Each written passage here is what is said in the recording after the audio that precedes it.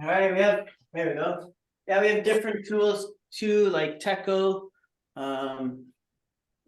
brass knuckle type things, and then tools like this. These were used on fishing boats to haul in nets. So you could grab the net and pull it in without destroying your hands, right? But it's also good for self-defense as well. So we do like 13 different weapons. Okinawan Kobudo, Okinawan Karate. So not Japanese, which I think is more along the lines of Kempo. Kempo being, I think, Chinese, more Chinese based. It's certainly a lot more flowing than Japanese styles of karate. And our Okinawan karate is a little more flowing as well than the Japanese. Maybe not quite as flowing as Kempo, but I think it's closer than Japanese karate. We also do Japanese jiu-jitsu, so stand up. We do work a little bit on the ground just to be able to get back up to where we're strong. And then we do a little bit of 5-form fist kung fu as well. And so we're going to do a little bit of that tonight or today. Hopefully it blends a little bit with your Kempo. We do 5-form fist, meaning we emulate 5 animals: the dragon, leopard, tiger, crane, and snake. And I know Kempo is a lot of tiger and crane. And actually Okinawan Goju-ryu is a lot of tiger and crane. But they've, instead of having the open hands like that remain in the Chinese system, they've closed the hands on a lot of techniques. But still principle, tiger principle, crane principle. In Okinawan Goju-ryu. It's just a little more hidden than in the 5-form fist kung fu. We got Sensei Evan is one of our black belts. If you see Evan there, Evan Morgan-Wagon, he's in our dojo right now at the moment. So that's a picture of our dojo. Where we couldn't get to this morning. Yes. We were literally we might have been there by now. Yeah. Kind of snowed in this morning. So we're going to start with some of our short power drills, which we saw a lot with Master Jeff. Master, where is he? Yeah, Jeff Coate. And also with Master Abbott too. So everybody's kind of warmed up, right? We're all warmed up. So I liked what Master Abbott said about taking the shortcut. You don't respect the shortcut until you know the long way around. So, when we start punching in Okinawan Goju-ryu, we punch the long way around. But after that, we do short power, so from a much closer distance. So everybody stands this way. All right, we're gonna punch from here. So almost like you've blocked already, and then we're gonna drive the punch in and down, incorporating the whole body into the punch. So we're gonna alternate sides, and we do this as a warm-up too, and then we also will structure a whole class around this as well. Okay, so start off slow. 1, 2, 3, 4, 5, 6, 7, 8, 9, and 10. Very good. And then we can get even closer. So we have the arms extended, and then we're gonna punch from here. Okay, so we're 90% through the punch, and then we're gonna just drive the last 10% in.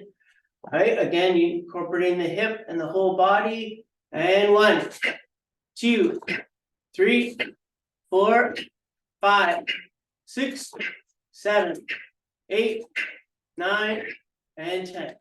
Very good. So Master Jeff Coate did, we did the shuto, and then you can do the same thing with that elbow. Right? Like that's a perfect example of short power, and that might be something we incorporate into our drills. So the purpose of these exercises that we do is to have the same power in this much space as you would say from this much space, right? Doing a long punch, okay, in your basics. So what we want to do, so these are power generating exercises, learning how to develop your body and your power, but from a short distance instead of the long distance. So you don't have that speed to build up, you have to be explosive, right? From a small distance away. Yeah, if you're gonna hit somebody, you don't need to be strong. You don't need power here. You don't need power until you've made contact. Once you make contact, then you need power, right? Short power, 1-inch punch, stuff like that. There's no point being strong here. You're just wasting energy and slowing your technique down. And gives your opponent a chance to block, right? To see that movement coming. Yes. So we make contact and then that's when we use the power.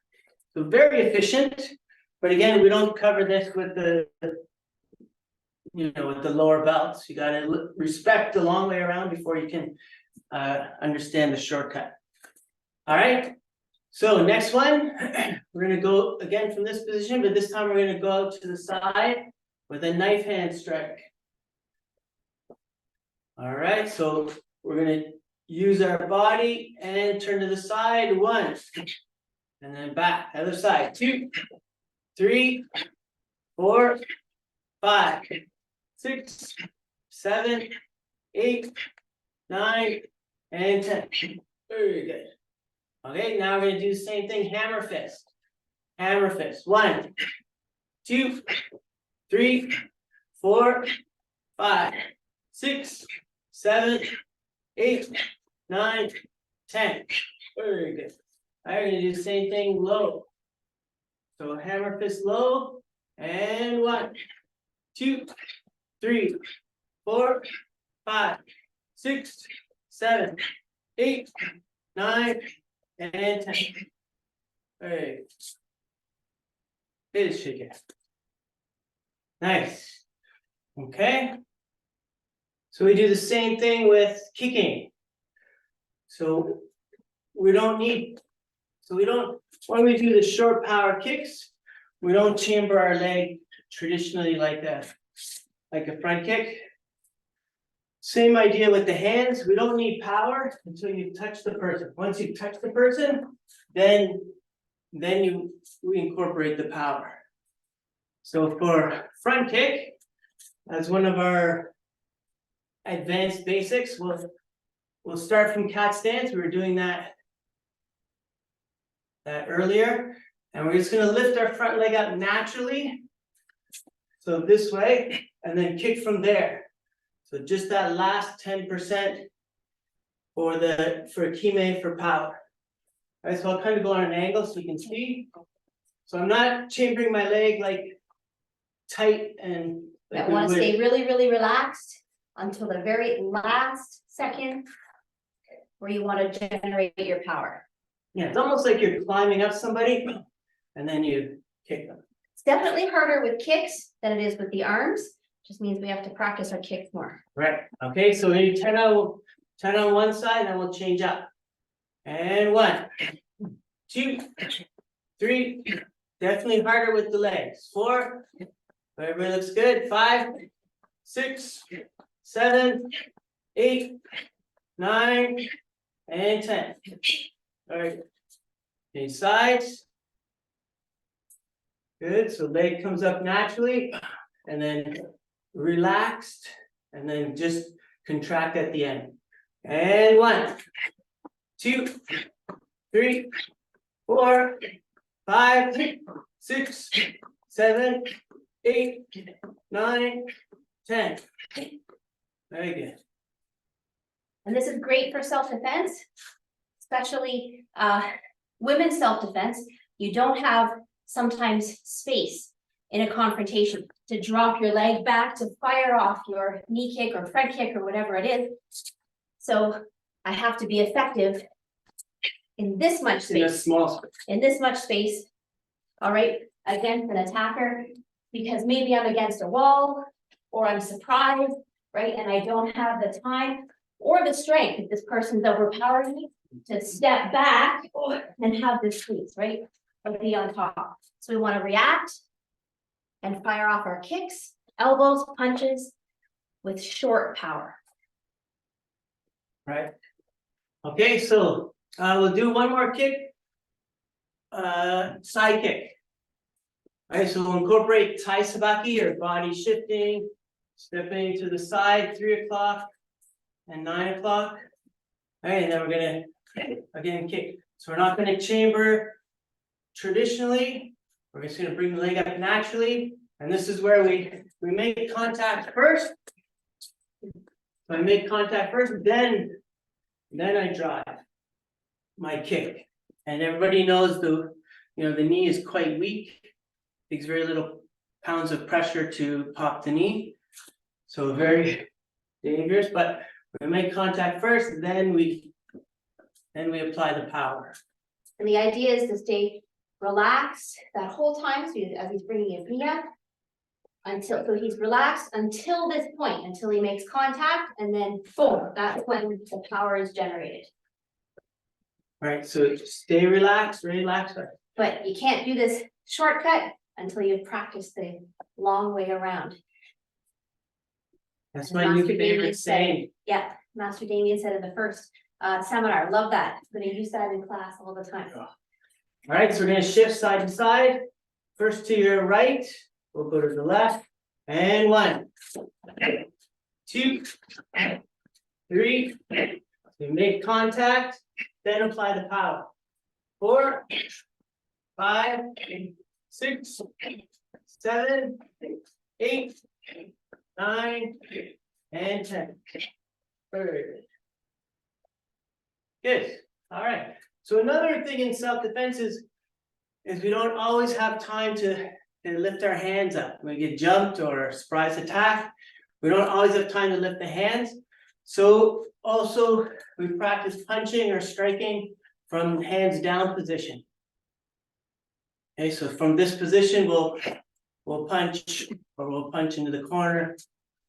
Okay, so right from here, we're gonna pivot into the corner and punch, but without going through that traditional chamber position. We're just gonna punch from here, and then we're gonna pivot, punch into the other corner.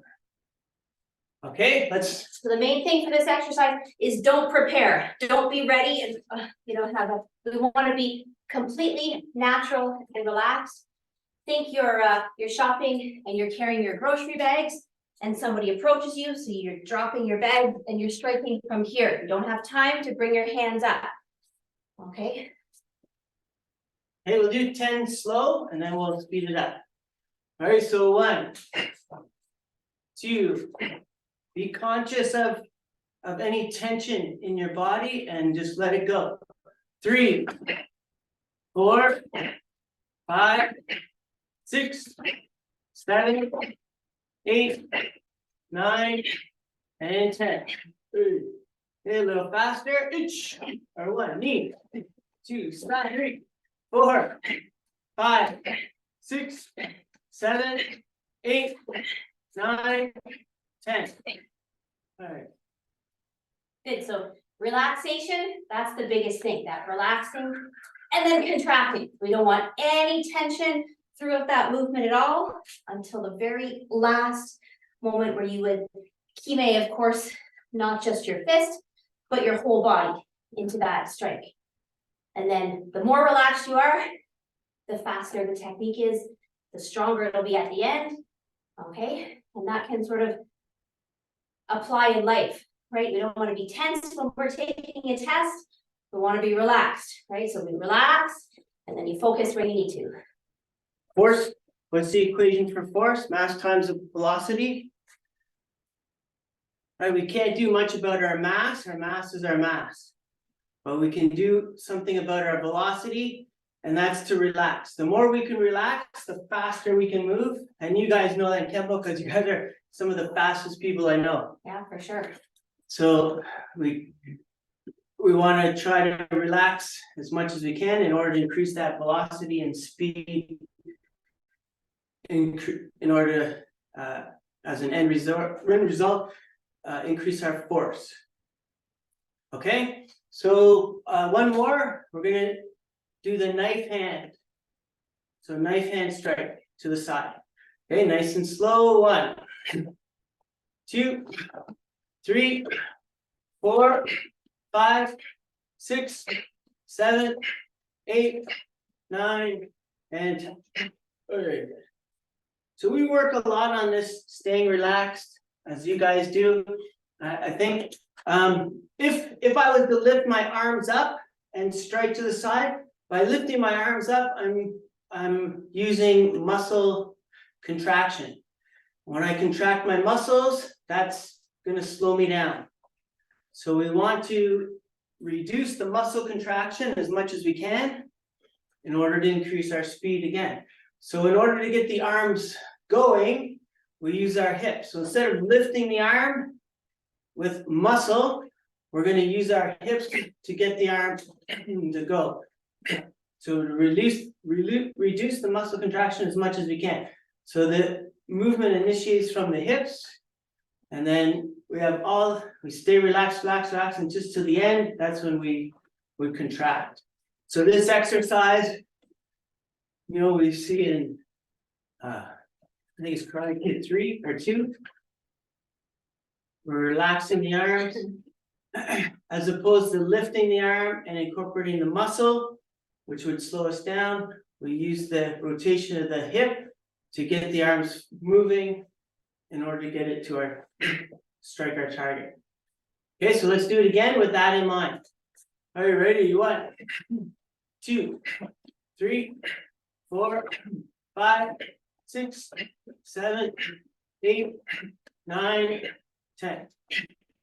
All right, so I'm twisting my hip to get my arm going, and then in order to reduce the amount of muscle I use to lift my arm. Very good. So some of our ideas, maybe you can incorporate them, maybe you already do, maybe throw them out if you don't. You just take whatever you feel is useful. Right, these are exercises designed to help develop that short power. So yeah, and it's not a Goju-ryu principle. I think it's a martial art principle across the board. Good. Oh, any questions about any of that? Please feel free to unmute yourself and ask away. Hey, Ivan. Sensei Mike and Sensei Laura, thank you so much. Oh. Thank you. Very interesting.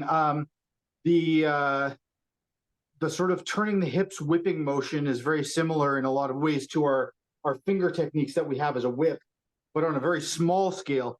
The thing that I think is most interesting for a Kempoist, in my opinion, is the kicking aspect that you've identified, which I think is underemphasized in Kempo, in my opinion. I'm curious if you could maybe tell us a little bit about maybe how you're generating that hip rotation with the sort of the kick going out from that neutral position, that very minimal position. Sure. That's a great question. And we think, we agree with you. We think it's underutilized in most martial arts, not, as you said, Kempo, but in our karate style as well. But I think similar to Kempo, Goju is a hand-based system, I would say, and my sensei says 70% hands, 30% feet. So we still use our feet, we still need kicks, we still need, to get inside with our feet, move us from one point to the other, right? If I can't reach my target, I'm not gonna overextend, I'm gonna move my feet, and then I'm gonna be able to punch or apply my technique in proper posture and alignment, biomechanics for power and stuff.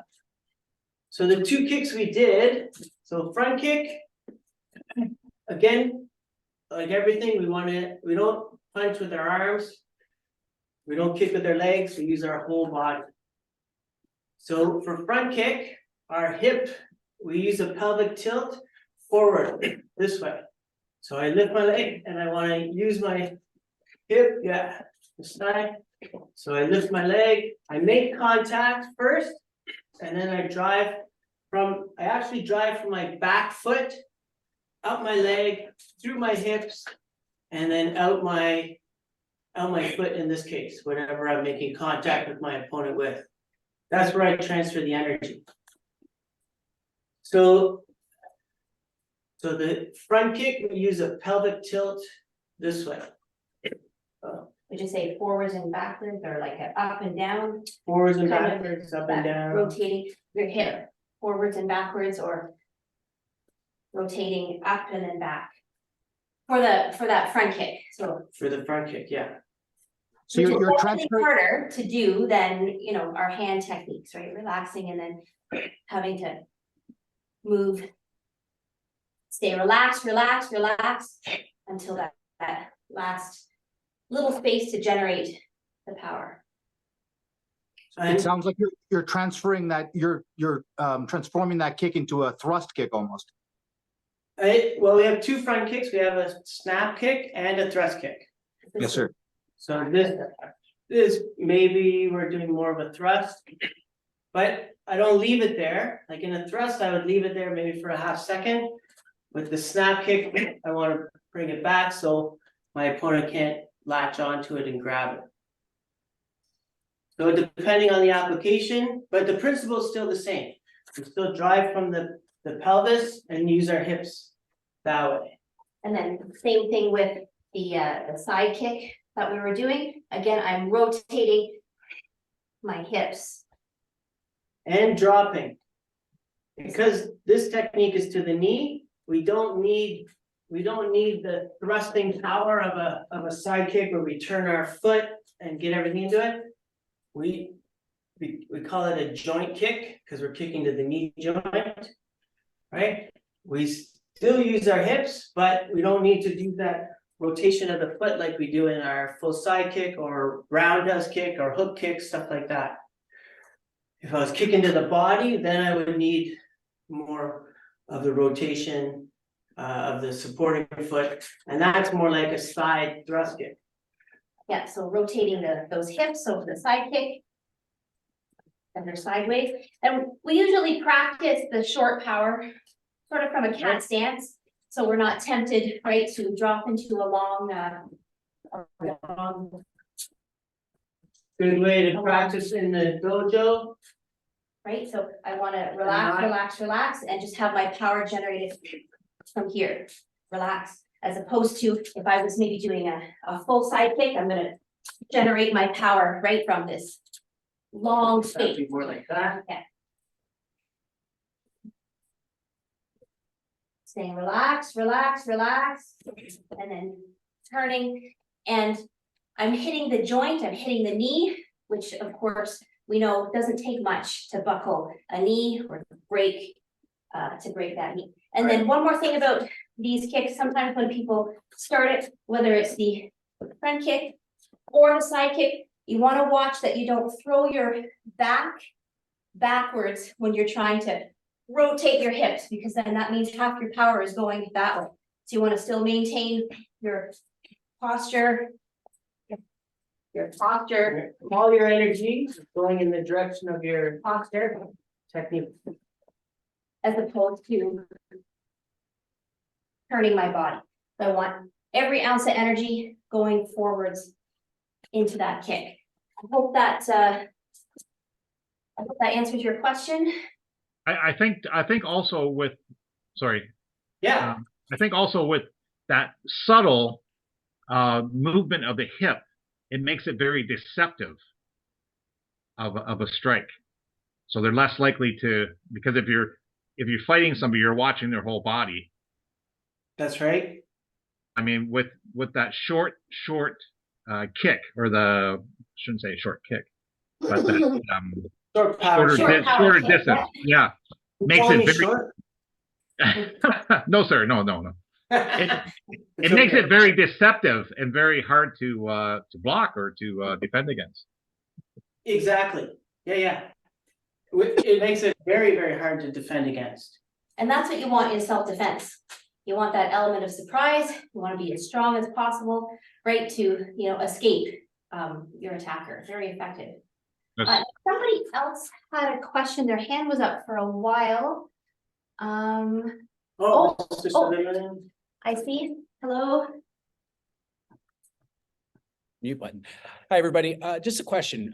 Both of you are extremely proficient and masters in Kabuto. Could you talk a little bit about how that same short power principle maybe translates to some weapons, and if there are some weapons that it translates better to? In Kempo, depending on the lineage that you follow, you have some maybe weapons proficiency in certain styles. Modern Arnis tends to be the one that you see the most. Would you say that short power principle is used in your weapons work? Yes, What a great question. Yes, absolutely. we do. Start with Tonfa. Well, just like Master Abbott said, you don't appreciate the shortcut until you know the long way around. So with each of our Kabuto tools, it's a system on its own. We have a set of warm-up techniques for each tool. We have a set of basics for each tool. We have forms for each tool, and we have partner drills for each tool. So Maybe we just show a couple of quick examples. yeah, again, well, with the tonfa, we use the flailing action of the tonfa, right? So if I'm doing a big action, this is one of our basic techniques, uppercut, overhead strike, right? Usually what happens is the lower belts, they end up trying to get more power, right? And in order to incorporate more power, they have to do a bigger movement. And they drop the hand down and they strike up, and then they come around and they strike over. Well, as you gotta trust the process too. You can't take the shortcut unless you do the long way around for many, many, many years, as most of us know, right? So you have to do this to appreciate. Now we're just punching it out and punching it over. So, and it's very similar to our empty hand stuff where we're doing basically 2 punches. Okay, so instead of doing the long one, so this is like short power, right? We're coming under and then right back over short power. We practice. Show the difference. They'll hear it in the time. Yeah, So like the long way around is gonna be 1, 2, still pretty hard. And then once you do that for many, many years, you're gonna start to shave off bits and bits of movement. And then we just go crack. Makes it very hard to block. very hard for the to block, of course, and just holding the bow, the second way he demonstrated it was twice as powerful as the first way when we right with a bigger swing. And it could be I have maybe more time to adjust my grip Like a double tap, in between, but when he does it with short power fast, right? That'd be one hand and maybe the other yeah, hand. this application, he's hitting both my hands. Thank you for not hitting us. Right. But yeah, you can feel how much stronger it is. With the bow, right? With the bow and with all the tools we apply the same concept we do in empty hand. Is that we want to, and again, you gotta trust the process, that we don't want to apply power here and strike. We want to stay relaxed, and then just at the end, that's where we apply the power. Because if the person starts to attack us as we're attacking, then we're gonna have to change. If we're contracted and tight, we'll do that as efficient, okay? We'll do short power. Sometimes with our bow, trying to stay, relax, and then just tighten at the end. So as opposed to being tight all the way through, relax, tight. And if, let's say somebody attacks us here, right, and then I go to counter, they're gonna have lots of time to block. So, again, after going through the process, right, we're gonna boom and be able to strike. So they're not able to block our counter. I'm not sure if you can see or that translates on Zoom, but it very fast and Better- almost impossible for me to, you know, to block. And We have lots of weapons in our system. We could give examples for every single one. Side, with the Sai again, like we'll block and then we'll strike the wrist, right, to de-arm. So if they oh, attack us, we'll block, and then we'll strike the hand. Okay, but applying the short power, boom, we just, as Master Jeffco was saying, right, you keep this part of your armpit contracted, and we just go, we don't go like this. That would have us relaxing the armpit. In Japanese, we call it the waki, and we talk about that a lot, about keeping the waki closed and tight.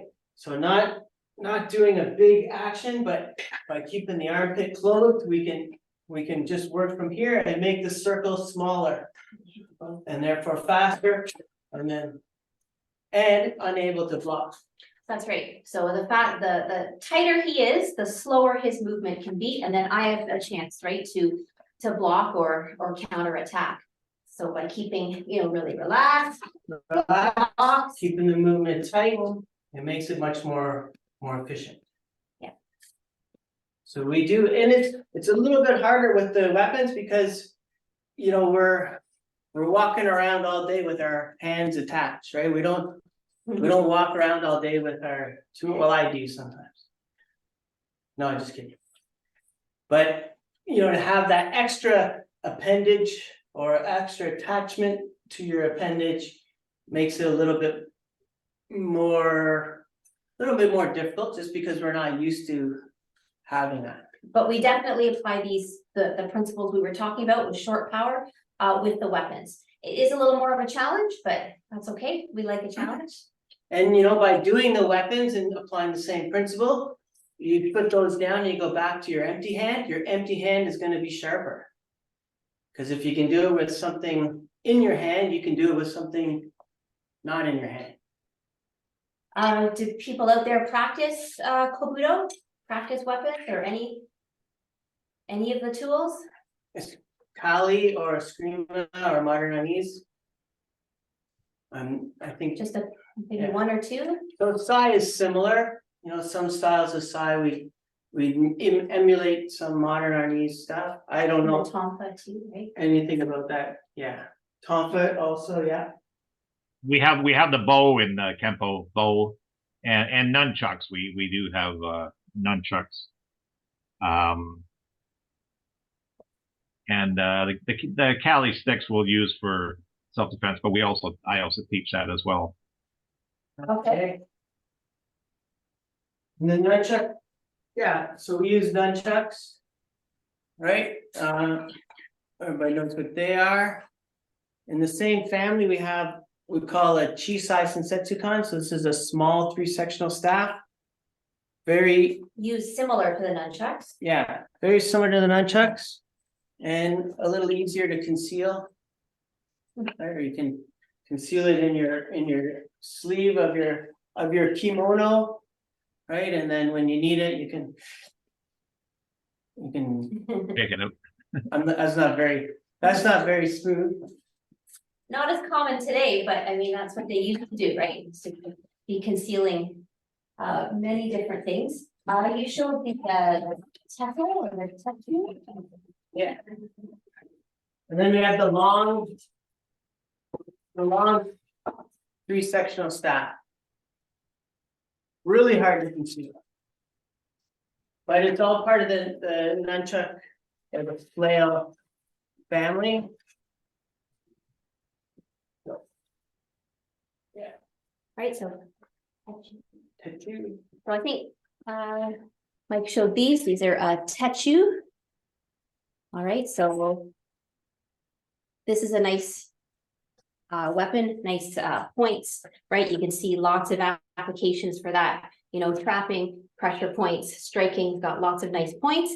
All right, so we can't, carry things like this around with us today, but, or on an airplane or something, but something like that.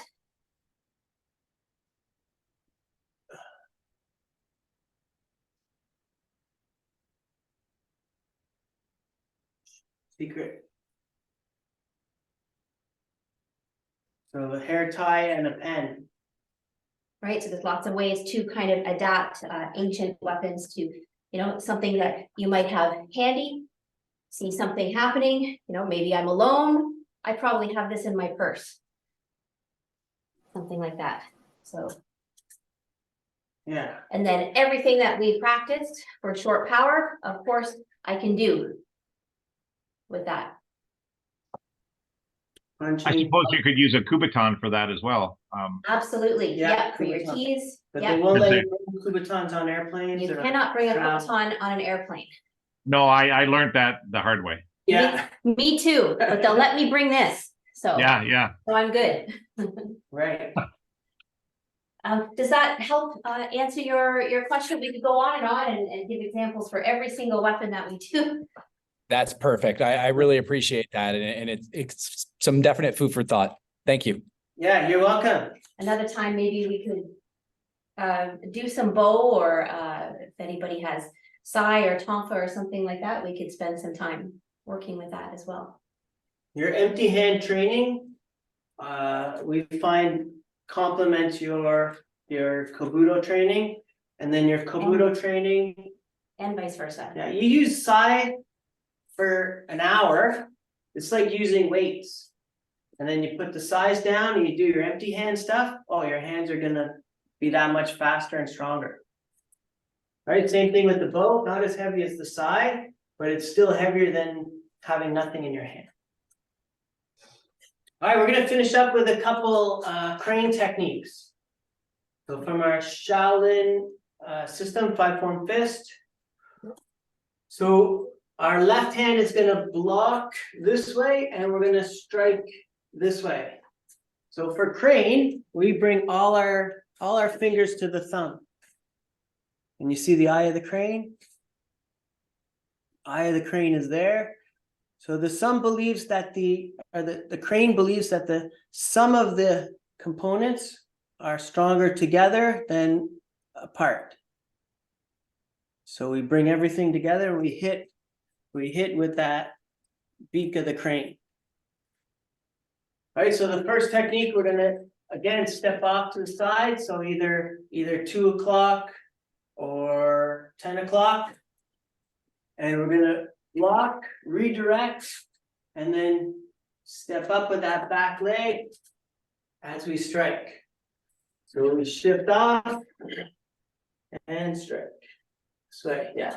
Kind of like doing a sidearm pitch. All right. Well, we're aiming for the temple. Temple, soft part of the head. So we step off. So this is our initial block, like an outside type block. And we're gonna redirect down and back the other way as we strike. Good, and then we can go to the other side. Step 10 o'clock or 2 o'clock, outside block, redirect, and strike. And back, block, redirect, and strike. Good, so we can do the same motion with tiger. So we can do the same motion with tiger. Tiger, we're aiming for the ear. Okay, one example. Ear is just held onto the head by skin. So I've seen an ear ripped off before in a bar. And it's very easy to rip off an ear because it's just held on by skin. So it wasn't me. Glad you qualified that. Yeah. So same motion, block. We're gonna redirect this time with tiger and then strike with tiger. Good, yeah, so one side. And then we step down, other side.